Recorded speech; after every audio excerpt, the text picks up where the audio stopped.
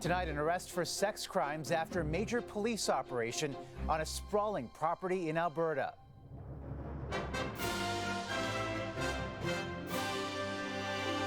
A multi-day search and a suspect charged. The alleged kidnapping, drugging, and sexual assault of multiple women. Collecting clues in a sweeping investigation. There were thousands of exhibits seized, so there was a lot. Ripped away from rehabilitation. I really liked it there. Felt safe. From hope to hard time, a jarring judgment call. Plus, an apology from the Dalai Lama. That's not the language that you use in a playful manner. Regrets from a revered spiritual leader after his interaction with a young boy.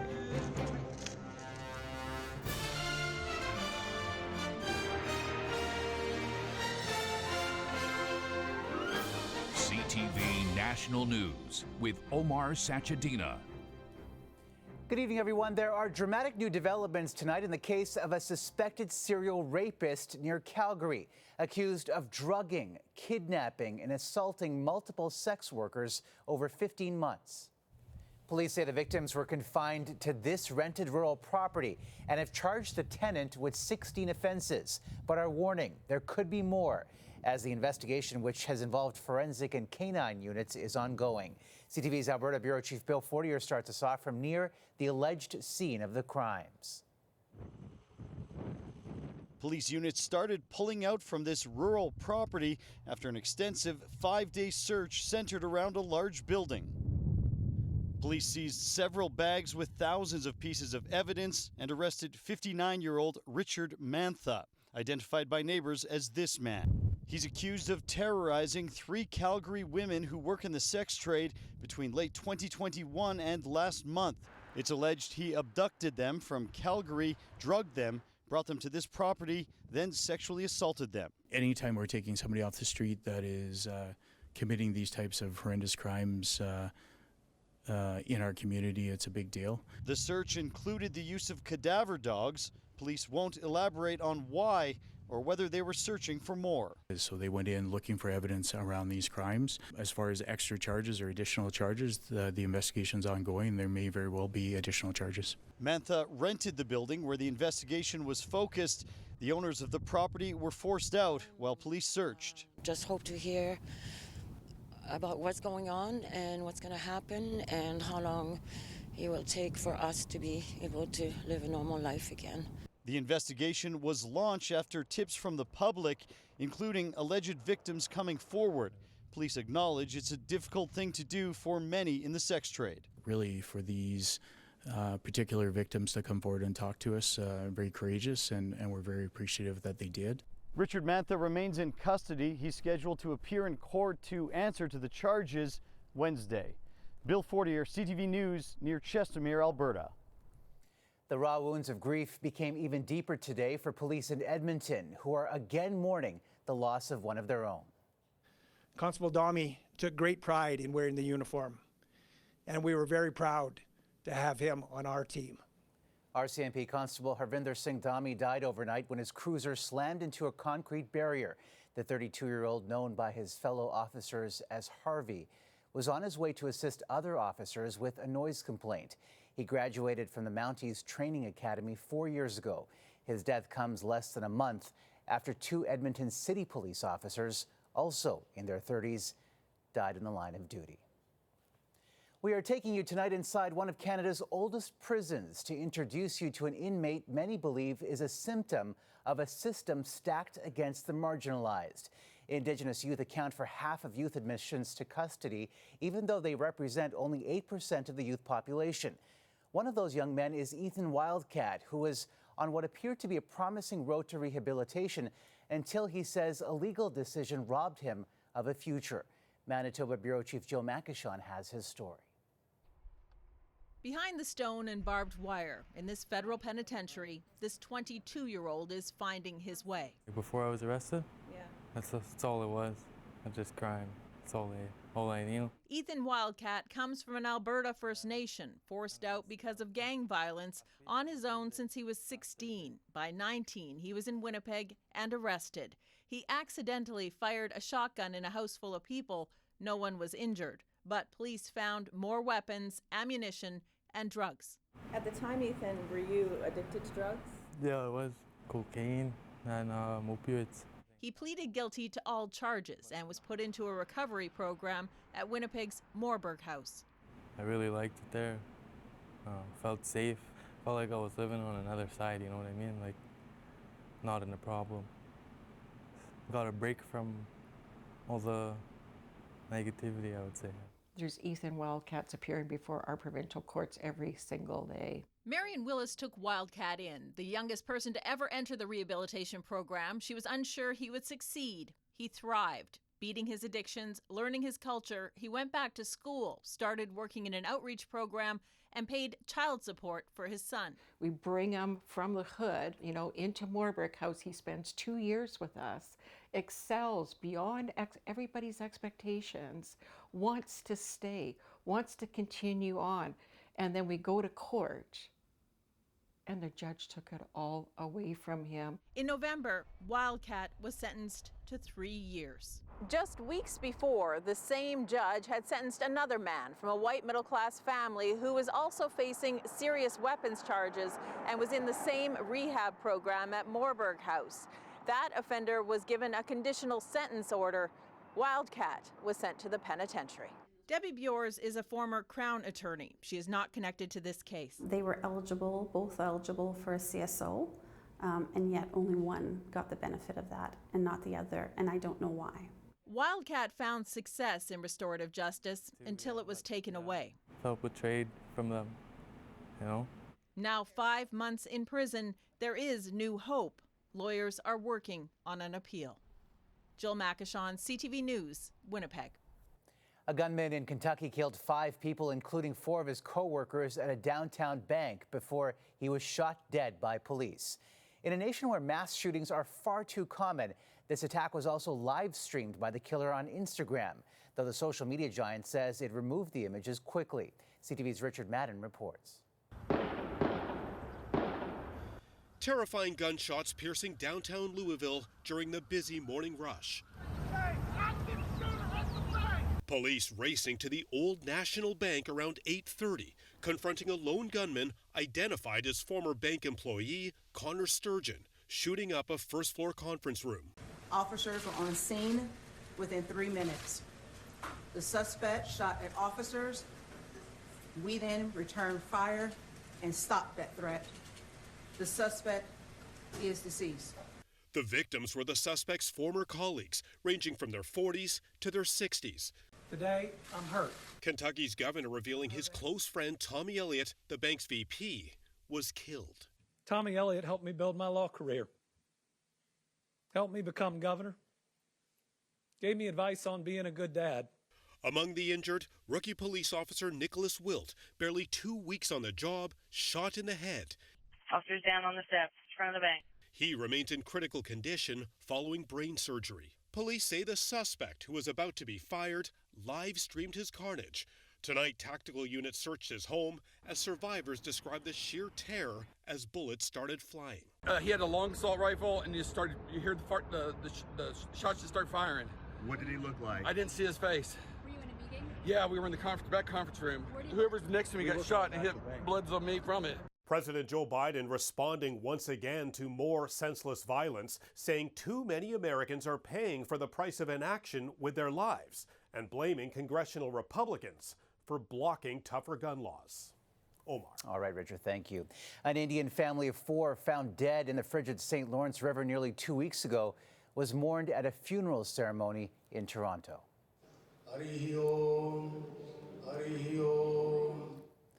The Chowdhuries came to Canada on travel visas and attempted to enter the U.S. illegally.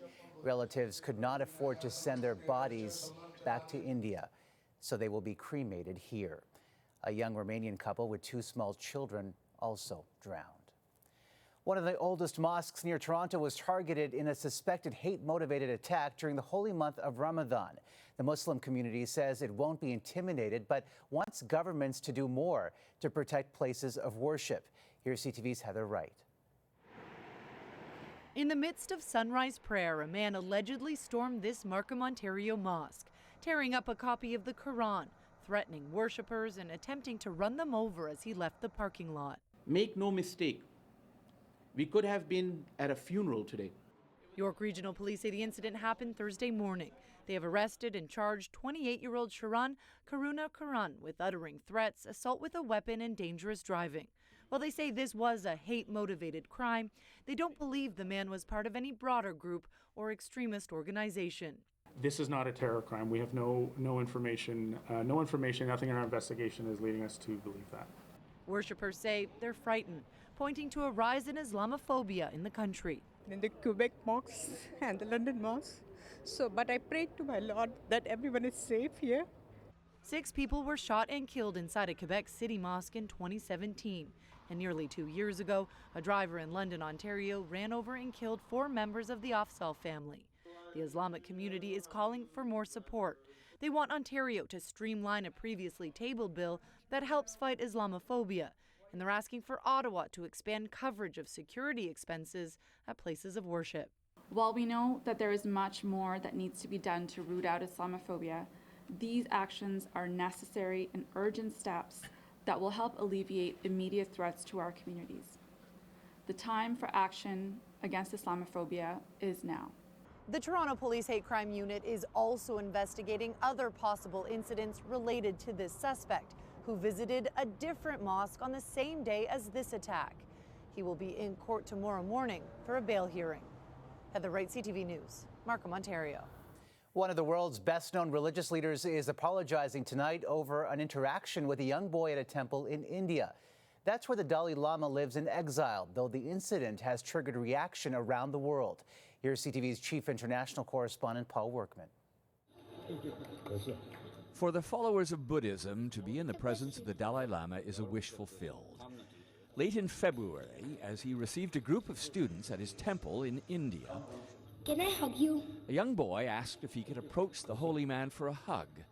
What followed was a highly irregular exchange with a child, duly condemned as offensive, alarming, and disgusting. "First here." Pointing to his cheek, "First here," said the Dalai Lama, where the boy kissed him as a prelude to a hug. This was followed by a suggestion they kiss on the lips, followed by a third invitation, his words clearly audible. "And suck my tongue." The boy stuck out his tongue, and there he was, forehead to forehead with the holiest man of Tibetan Buddhism, winner of the Nobel Peace Prize. Leading to an array of outraged reaction on Twitter. The Dalai Lama should be charged with sexual assault of a minor, wrote one. Child predator, vile and shameful, wrote others.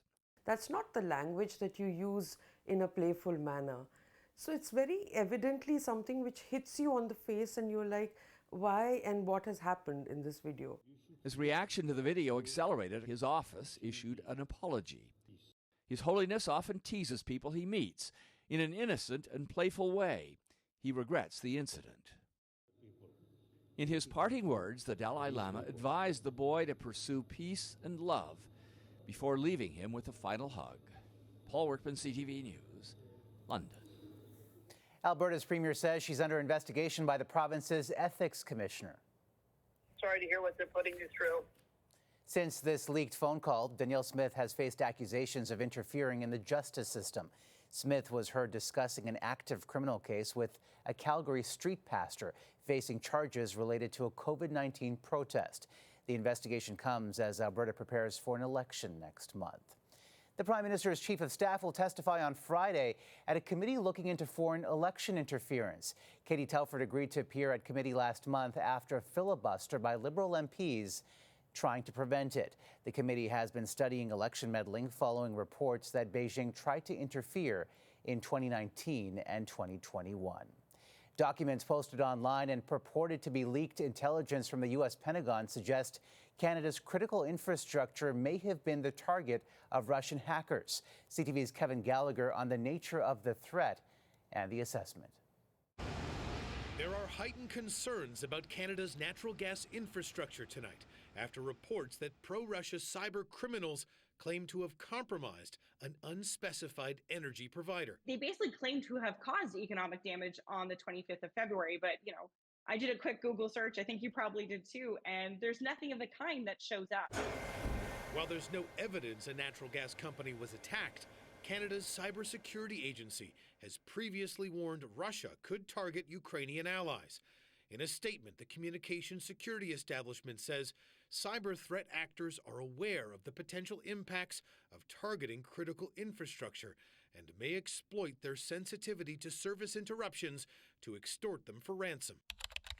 The unverified information was reportedly contained in the same trove of top-secret U.S. documents that revealed sensitive information about the war in Ukraine. I'm not in a position to deny or confirm anything beyond what I said, as there is an investigation and process that is ongoing. The U.S. Defense Department and Justice Department are investigating the leak's origin, while the White House warns some of its contents could be disinformation. It does appear that at least in some cases, the information posted online had been altered from what we think would be the original source. Several government websites went offline today, with purported pro-Russia hackers taking credit on social media. While the CSC won't confirm or deny these claims, Omar, it did say it can block between 3 and 5 billion cyber attacks in a given day. All right, Kevin, thank you for this. Coming up, 6 nights into the ice storm impact. It's at this point more frustrated with the lack of communication. Patience wears thin for thousands still without power. Plus, one man's risky roll down an Ontario highway.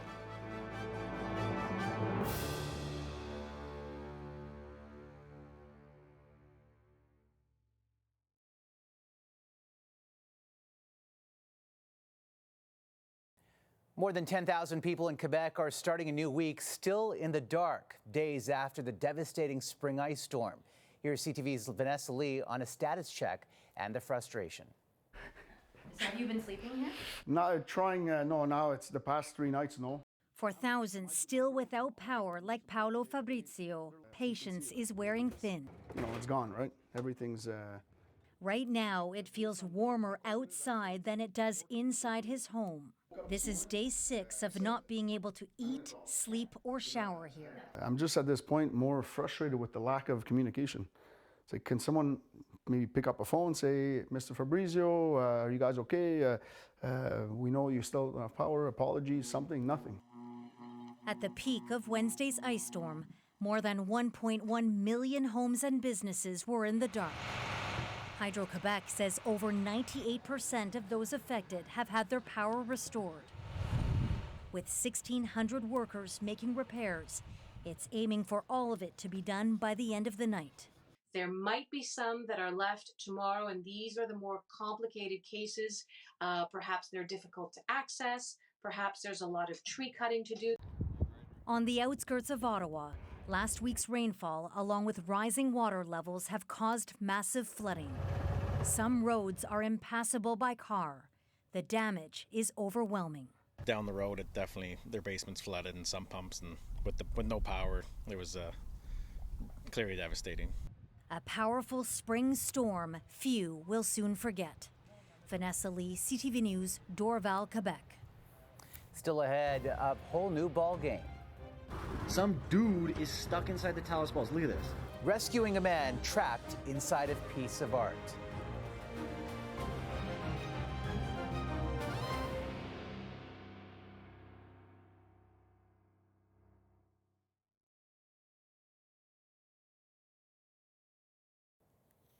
A Hamilton, Ontario highway turned into a roller rink for a man out for a skate.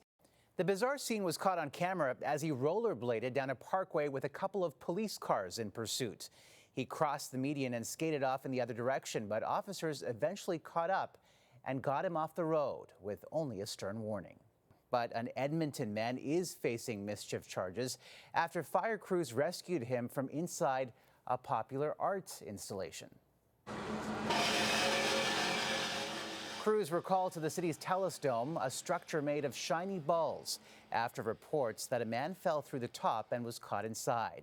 It took more than an hour to free him. Yeah, we were not able to get him out the way that he went in, just due to the angles, so the TR guys were using some of our heavy equipment. Quite a lot of bit of steel in there, so it took us a little while. In the 12 years since it was installed, the $600,000 art piece has been defaced, dented, and now broken. A giant sculpture of a beloved bird has ruffled feathers in a tiny New Brunswick village. Shep the Sandpiper returned to Dorchester after the old wooden version was removed 3 years ago because it was damaged. The locals love the comeback. The community response was just unbelievable. But city officials say they don't know who commissioned it and that it was reinstalled without permission. How did this get restored? Who funded it? And we need transparency. And that means the fate of the $9,000 bird is up in the air, although there could be more clarity when municipal offices are back open tomorrow. After the break, in with the old and with the new. New details about the journey fit for a king.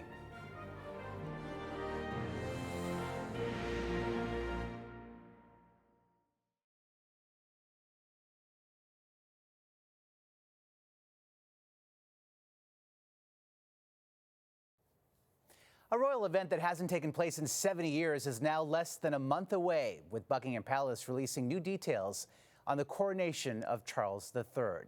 The king will wear the St. Edward's crown from 1661, made for Charles II, and also the inspiration for the official emoji of 2023. CTV's Danielle Hamamjian on the official making of a monarch. On Coronation Day, when King Charles III will be closest to the public, he'll be seen in something very old and, by royal coach standards, something very new. It's the Diamond Jubilee State Coach, the newest coach in the Royal Mews here at Buckingham Palace. First used in 2014, the Diamond Jubilee State Coach will take the King and Queen Camilla to Westminster Abbey. On top is a gold crown. The interior was made with wood from royal residences, explorations, and other countries. It even has air conditioning and electric windows. And with Queen Mary returns in triumph from his coronation. The return ride will be aboard the carriage that's been used at every coronation since 1831, the Gold State Coach. 7 meters long, nearly 4 meters tall. It's so heavy it needs 8 horses to pull it. Obviously it was not designed to fit in here, so we have to take down a window and the part of the wall to get the actual vehicle out. Because of that, it can only be used at a walking pace, which really adds to the majesty and the stateliness of this great royal procession. Majestic, but also notoriously uncomfortable. The late Queen described her experience that day as horrible. In fact, it was so cold and wet, staff had to strap a hot water bottle under the seat to keep her warm. 70 years later, the route will be shorter, but the destination the same, the balcony at Buckingham Palace. Danielle Hamamjian, CTV News, London. And that's a snapshot of this Monday for all of us at CTV National News. Thank you for watching. Heather Wright will be here tomorrow, and I will see you back here on Wednesday. Good night.